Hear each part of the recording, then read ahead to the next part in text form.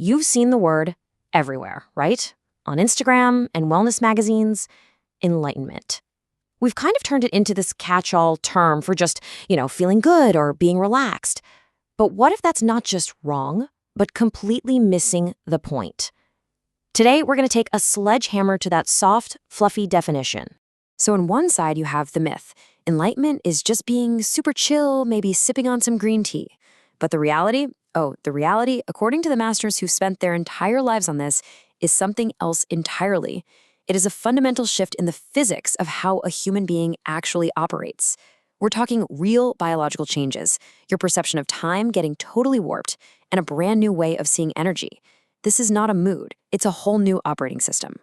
So who's our guide for this deep dive? His name is Osman, but he's probably better known as the blind Muslim yogi. And yeah, you heard that right. That title alone tells you we are in for something really different. A blend of Islamic Sufi mysticism, ancient yogic science, and a super rigorous, almost scientific perspective. And get this, the depth of his experience is just staggering. We're talking half a century of deep, dedicated practice. For the last 2.5 years, he's been clinically blind, which, as he tells it, actually allows him to see energy fields directly. And this isn't some abstract theory. He applies this skill in the most intense way you can imagine, as a bioenergy healer for terminal illnesses, the absolute end-of-the-line cases where modern medicine has just thrown up its hands. Okay, so to understand any of this, we first need a map, a framework. Osman lays out 4 distinct frequencies, or you could call them levels of consciousness. Before we can even touch on enlightenment, we've got to understand where most of us are right now. And for most of us, well, it's right here, the beta state. This is the stress state. It's pretty much the default mode for modern life. You know that feeling of just running from one fire to the next, constantly checking your phone with that inner voice that just will not shut up? That's beta. It's high frequency, it's chaotic, and it is totally exhausting. But there is a much better way to be awake. It's called the alpha state. Here, your brainwaves are way slower, way calmer.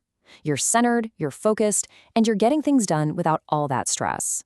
Osman says he survived 30 years as an entrepreneur because his baseline was alpha, not beta. While everyone else was burning out, he was in the flow. So this isn't about chanting in a cave. It's a real-world survival mechanism. Now, to go deeper, we have to drop into the theta state. This is the bridge. It's the frequency of REM sleep, of hypnosis. In yogic terms, this is where masters do something called pratyahara, which is basically the conscious withdrawal of the senses. You're essentially just cutting the feed from the outside world. And while it might take us like 20 minutes of meditation to get close, a master like Osman, he can flip that switch in 2 to 5 seconds. And then we go even deeper, down to the delta state. This is that deep, dreamless sleep. Meditators call it nirvikalpa, the no-thought state. Your mind just stops. And this is so crucial because it's a vital state for biological repair. It's exactly why you feel so terrible after a night of heavy drinking. Alcohol physically stops your brain from going into delta, so you never actually repair yourself. In delta, something really bizarre starts to happen. Time gets weird. Osman describes meditating for 18 hours straight, but for him, subjectively, it felt like maybe 20 or 30 minutes. Why? Well, think about it. Our sense of time is literally built on a sequence of thoughts and events. When you take the thoughts away, time itself just kind of ceases to exist for you. So what happens if you can hold that no-thought delta state for a really long time? Well, something wild. You trigger a state of pure, unimaginable bliss called samadhi. But this bliss comes with a huge warning label, maybe the biggest trap in all of spirituality. After about 90 minutes in that deep delta state, the system just floods itself with its own natural chemistry, something similar to DMT, and the result is this overwhelming physical ecstasy. Osman says it's not some light, floaty feeling.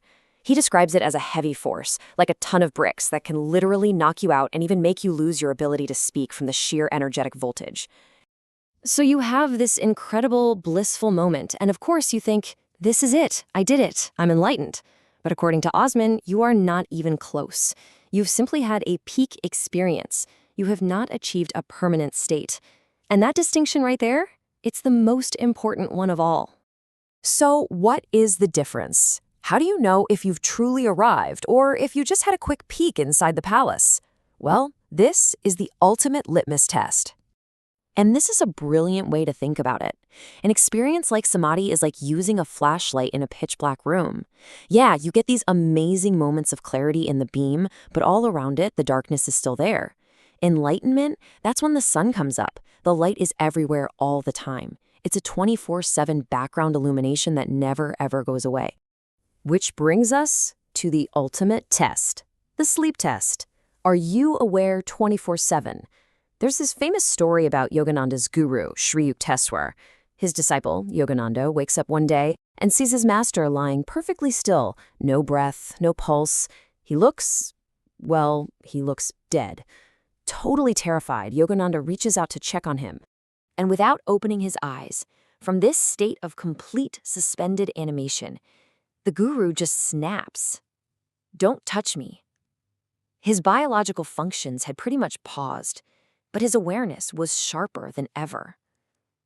That is the benchmark from enlightened state. Unbroken consciousness. Right through waking, dreaming, and even deep, deep sleep. So when you get to this level of mastery, it opens up abilities that just seem impossible to us. And that brings us to the physics of Osman's healing work and, the paradoxes and the risks that come right along with it. Remember, since going blind, Osman doesn't see darkness. He describes it as a twilight vision, where he can actually perceive the universe's energetic source code. He can literally see the main energy channels in a person's body.